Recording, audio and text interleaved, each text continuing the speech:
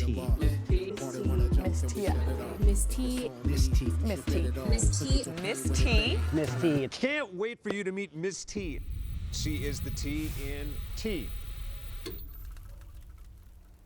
You know, recently I had the great privilege of attending a Women in Business conference, and I was able to teach on the subject of momentum and the importance of the different challenges that happen in your life and how you use those challenges to build momentum to bounce you or push you or propel you in the direction that you actually want to go with your career, your family, relationships, health and wellness goals, but the keenness of momentum. And some of the, women at the end of the conference, that's really my favorite part of doing these speaking things is when you can talk to the people afterwards and like answer their specific questions. And I kept getting the same kind of question about poverty, about people wanting to do better and wanting to be more successful, wanting to make more money as their lifestyle. They didn't want to be poor anymore. And they were saying, so how do you build a momentum, or how do you shift so that I don't have to have this life experience? And I tell you, I got questions from, young people. And when I say young people, I think like 20s and below. But then I also got the same question from a remarkable and strong, Black woman in her 70s. And she was asking that question after 70 years on this planet. And so I knew that, this is something that I have to deal with. And the reason I want to deal with it is because of where I came from and where I've been graced to go. And I know that there is sometimes you can experience not just, a traumatic moment, but you can experience a pattern of behavior, a pattern of thinking for, your lifetime in the formative years of, your childhood. And it's so challenging to escape or break free from that kind of that frame of thinking or that pattern of behavior. And being poor was one of those things. And for me, that was one of the things that I had to fight very, very hard to break free from, because it wasn't necessarily the, situation that I was in. It was more of my thinking. And the thinking that I had created these situations where I was deficited or where there was scarcity. And so I learned, I got a very good mentor, and his name is Bill Krause, and he was able to really coach me for 17 years to not only develop, healthy habits and practices in my personal life, but also in my business and my career, building life and lifestyle. And so in practicing these things, really determined to hone these things over time, and then work with other people and study other materials and just keep kind of pushing myself from level to level. I would like to say that I was able to beat it in a way that I'm functioning and growing and increasing forward, but I still have little sparring matches with it. So today I want to start the conversation around how to break free from poverty and some of the things that I practiced, my family practices, people that I know in certain communities that I visit with my work, they practice, but tackling those things, or at least exposing those things as contributing factors to a poverty mindset. And I'm a firm believer in that, sometimes it's not what you're born into. Sometimes it's what you believe about what you have access to. It's what you believe about what you can do. And most often people never heal and grow to the place where they believe for better or more or different. And so I want to give you a few things that you could start to hopefully apply in your life. And if you're one of those people that have broken free from this same mindset, I'm asking you to be responsible with your breakthrough and your leadership gifts and your potentials that you've developed, and share. So I'm going to start the conversation, but I want, the community to kind of jump in on this, because we are, a lot of people were faced with survival mode or fear of scarcity during COVID, some for the very first time. So we have a lot of people that are still dealing with the residuals of that. So my thought is, if we, again, start something where we can build each other and kind of help each other kind of push through this, my thought is that hopefully it'll catch on, and we'll get, millions of people to the place where they know that we do not live in a land or a time where there is scarcity. We don't live in a land or a time where there is not enough. We live in a land and a time where there is enough for everybody, but, let it be according to your faith. That's what I practice. So anyhow, let's get into this. So number one, a poverty mindset. There's a couple of characteristics of that mindset that you should be aware of. And if they're showing up in your life, you know me, I'm going to tell you this every single time we meet, write it down. Because if you can write it down, then you can kind of deal with it. You can attack it. And you can't fight thoughts with thoughts. So if you write it down, then we'll be able to structure something. As you're identifying these things in your life, you'll be able to structure something where you can counteract the thoughts with words. Some of the characteristics of a poverty mindset is number one, they're always coming from a place of fear or I can't. So you'll know people that are impoverished because they're very, very afraid of not having enough food, not having enough money. And you know this because of just conversation, how they talk. I'm always broke. There's never enough. No one will help me. No one's given me, etc. They will speak a language that tells you what they're thinking regularly. And it's all fear-based from not having enough. Another thing that you'll find is there's a victim that presents itself. Because I went through this, I can't do this. Because this person did this, I don't have enough for this. There's always a reason or a narrative that positions them as the victim, which is why they don't have enough. So there's a victim mentality that develops through poverty. So if you they're constantly in drama, there's constant chaos, but again, it's all centered around you, the victim. You're never a victor. You're never a champion. You're most often a victim. And again, this is a personality of someone that functions from a poverty mindset. So if you find that, you're at the center of, the Hurricane Katrina called drama, and you're the one that this bad stuff is always happening to, you want to write that down so we can take a look at that, so we can help you push through that. Another thing is you hold on to what you have, and you don't practice things like philanthropy and generosity, and you might even find someone who collects things, or I sometimes put it under the classification of hoarding. And I find, when you're gifted with a surplus of any one thing, it's really so that you can become a distribution center and give and share, because the more you give, you always get what you give. So remember that. But there's a lack of generosity. There's a lack of care in action towards other people that are less fortunate around you. And that's a characteristic of someone with a poverty mindset. And a demonstration that a good friend of mine, her mom taught her when she was a little girl, that if you're stingy and you're hanging on to, whatever little bit or whatever mass that you have, hands that are like this can't receive.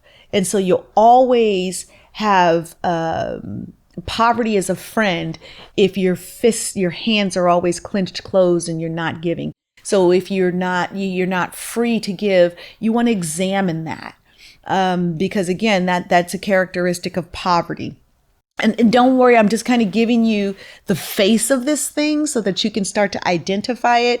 And then I'm going to give you some strategies that I've tested, I've tried, I've done, I've worked over the past several years that have really worked for me. And it's taken me from being homeless, living in a hotel, living in a low income apartment, single mom raising 3 kids, surviving on old food that stores would, give to shelters and welfare and food assistance programs. I've graduated greatly from that. And now I serve hundreds of thousands of people, just helping them with their basic needs, providing jobs and so much more. But I was there, and it took me practicing some steps to get here. So I'm going to share those with you. But I want to give you one more characteristic.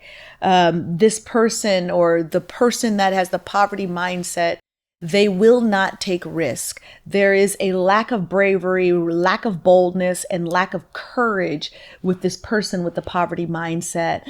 And if you're finding that don't lean into risk, you won't take an opportunity, you force yourself to stay in the box of your comfort zone, then there's a possibility that you are having some level of poverty mindset. And even if that's poverty in the relationship realm, where you are lacking and deficited socially, that is still very much a poverty mindset. And you're going to remember that, a lot of the opportunities that have been afforded to me is through relationships with people. So I've increased because I've increased the kinds of relationships I've had.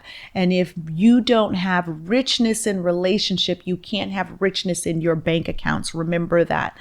People, it's your core circle, it's your tribe, it's your crew, it's your herd that you run in with, really that will keep pointing you and pushing you and guiding you in the direction of your increase and your success. So if you're impoverished in any way when it comes to your social environment, there's a firm possibility that yes, you are practicing a poverty mindset. And most often I find that people practice that when they've been hurt, when they feel rejected, when they're afraid to be rejected. Again, practiced all of those things. But again, that leans back into the victim, part of the poverty mindset. So just again, I gave you a few things to examine. The list is very, very long around the personality of this poverty thing. So I want you to, as we open the door, and it's just literally just cracked it a little bit, because you could also look at things like criminal activity. You could look at meanness and brutality. Most often people that function from a poverty mindset, they're takers, they're leeches, and they'll hang on to somebody, drain them dry of their resources, and then abandon them. So the very thing that they are afraid of, they practice. So again, I'm just giving you a very short list because I don't want anybody to feel overwhelmed by this thing. I'm giving you a snapshot of it so that as we go into the solutions, we can apply some strategy against this stuff, having a small understanding of the personality of this bad boy. So again, poverty. One of the first things that I did to kind of break me loose from it was I started to give. Now, don't shut down on me yet. Sometimes I say that to people like, oh, you want me to give all my stuff away, all my money away? Well, no, I don't want you to give it all away, but I want you to give something away. And so one of the things that I started to do was, my coach, he said, T, act the way you want to be, and soon you'll be the way you act. So I had to change how I was acting. It was the act of giving that started to unravel the idea that I never have enough to give, so I'm poor. And so when I would give to somebody else, it wasn't even somebody else that was less fortunate than I was. I would give to people that I knew had significantly more wealth than me. But I was taking action to make a point to myself that I'm not so deficited in life that I can't give to someone who clearly doesn't need what I have to give. I also gave of my time. So I did a lot of volunteering. And again, a lot of times when you think you're poor and you don't have enough, you waste a lot of time. And if you examine people that live in a state of poverty, examine what they do with their schedule. How much TV do you consume? How are you holding down, your jobs? Are you taking the time to develop yourself and your skills so that you're qualified to make more money in industry? So again, I started giving my time, and I gave my time to the success of other people. And I'm just giving you some of the things that I tried that worked for me. So establishing a lifestyle of generosity is a tremendous antidote to poverty. And it took years and years and years of practice. And I'll be darned if, I didn't start practicing these things, and then I would have this, things pop up, things break where it would cost me more money. And then I would stop doing the generosity stuff because I would have problems to deal with. But again, that goes back to that drama circle, and I'm right in the middle in the victim thing. So I want you to know that you're going to have to commit to this in a way that causes you to stick with it, because the easiest thing is to start. The hardest thing is to keep doing it. And again, being generous is a massive game changer and poverty lifestyle breaker. The second thing was I started to dream bigger. I spent a lot of my time and my imagination focusing on how to survive. And because I did that, I didn't spend enough time envisioning, imagining, and dreaming in the direction that I really wanted to go. It was more hopeful, maybe one day, possibly, but maybe not for me, rather than a determined visual effort. And so I could always rehearse my problems. That's called worrying. So I always rehearse, I don't have enough for this bill. I don't have enough for that bill. How am I going to get groceries? My kids want this and I don't have the money. Christmas is coming. So I spent a lot of my imagination time, my vision time, my focus time on what I didn't have. And I believe that what you focus on is what becomes. What you focus on is what you'll get. So anything you give your attention to is what you will produce in your life. So I had to shift what I was giving my creative attention toward. And so I did that by creating vision boards. Now I'm a visual learner. I'm very visual. And if I could see a thing, I know I could do that thing. And so I kept the vision of what I wanted, the more, the better, the best around me all the time. So when the worry started to present itself with the negative things, I would shift my focus to the positive things, the growth things, the better things. And I know that I'm tossing some things at you, and they really are habits that you have to develop. And you can develop a habit over the course of 21 days. So if you just pick one of these things and do it consistently for 21 days, it'll become a habit, and a habit can become a lifestyle. So just pick one if this is all like a lot. So again, the second thing that I did was I started to retrain myself to think and process and focus and visualize on the things that I wanted, not the things that I didn't want. And again, I spent a life, the first 3 decades of my life focusing on what I didn't want. And I didn't have the life, the career, and the relationships that I longed for. But when I started to shift that, everything changed. So again, number 1, give. If you are feeling like you don't have enough, you can find a penny on the ground. You can find a quarter on the ground. Find it and give it away. You can buy somebody some groceries, a loaf of bread, a gallon of milk, a package of diapers. I did this over and over again. Whenever I would go to the grocery store, I bought something extra that I could give to somebody, a $5 rotisserie chicken from Walmart. I would buy an extra one so that I could give one away, just to prove to myself that I was not as broke as my thinking was trying to tell me I was. And the second thing is, you got to make sure that you are being very strategic in what you are giving your attention to. And the third thing I want to add is, I mentioned earlier about your comfort zone. Sometimes you can be set in a way, in a place, in a time, and in a thinking that it's violently uncomfortable to rip yourself out of it and go into a new world. That can be such a scary thing, even if the new world is just in your thinking. And so for me, I had to practice being brave and putting myself in situations that were highly uncomfortable, especially socially. So I would go to business mixers, even though I didn't have the right attire. I would go to the thrift store and do what I could as far as my suit and my shoes and things like that. And I mean, I'm going to be honest with you, I really had to learn how. I would pray.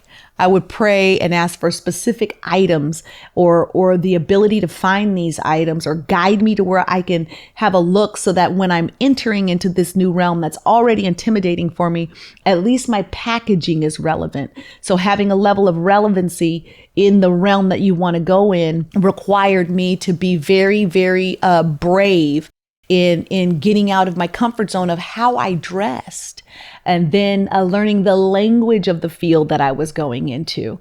Sometimes education can be used as a weapon, and it'll keep you in a place of impoverished thinking because you can't talk, or you don't understand the talk of the realm that you're looking to go into. So I had to spend a ton of time watching podcasts, reading books and going to conferences and seminars and paying for them. Let me hit this real quick. And paying for these seminars. So there's this one seminar I went to. It was a financial freedom seminar, and it cost $600 to go.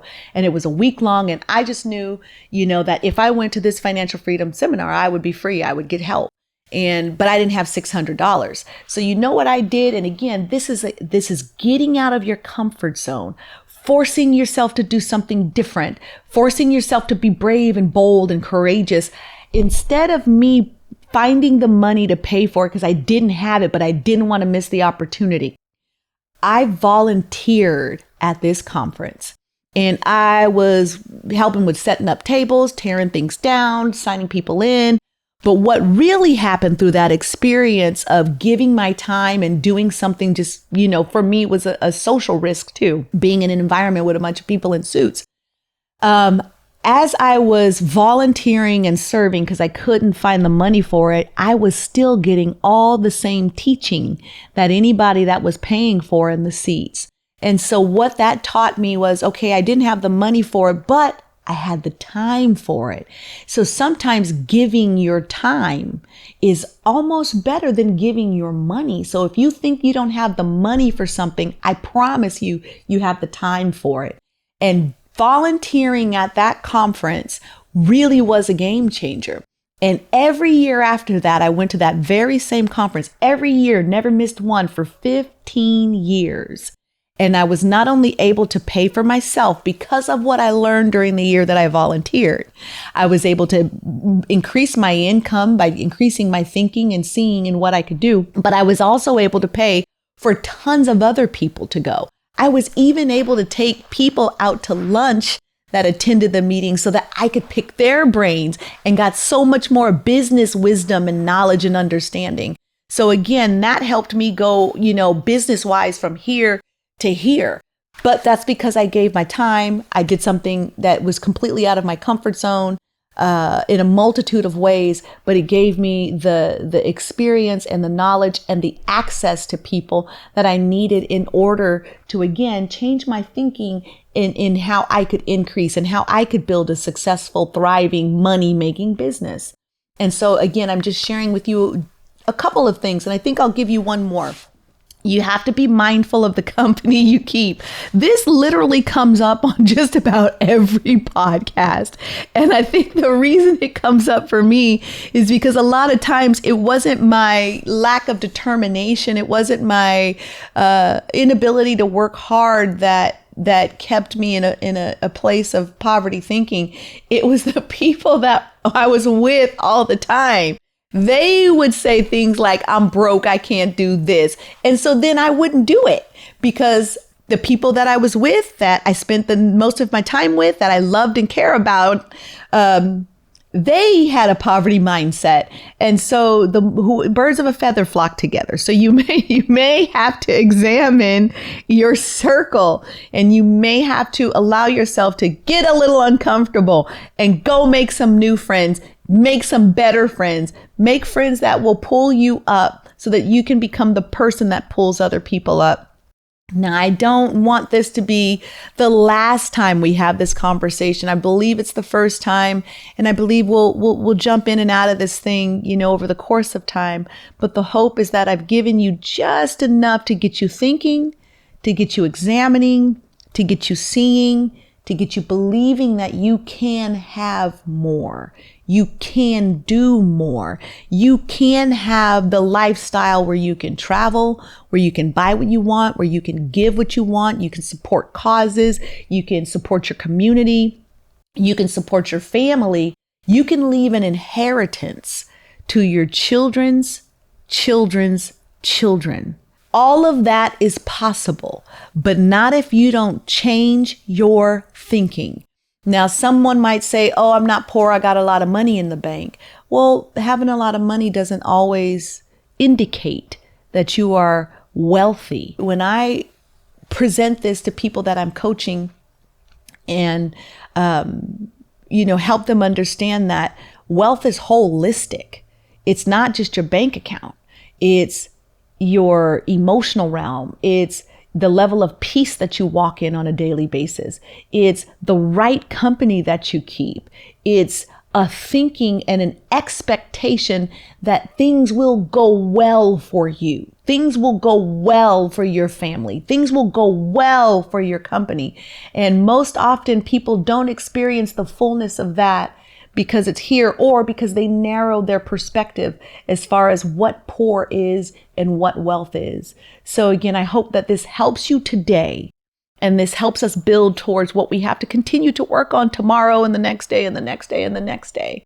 And make sure, if this helped you, if this is valuable to you, you like it, you share it, you subscribe it, because I'm going to do more of this. And coming up very soon, we'll have guests. And these are all people that are hitting home runs that started out in some very challenging times. But the ultimate goal is to help you continue to evolve, strengthen, grow, and become the person that you see in your wild dreams. So thank you for tuning in to Sweet Tea Time today. And I promise you, you don't have to be poor no more.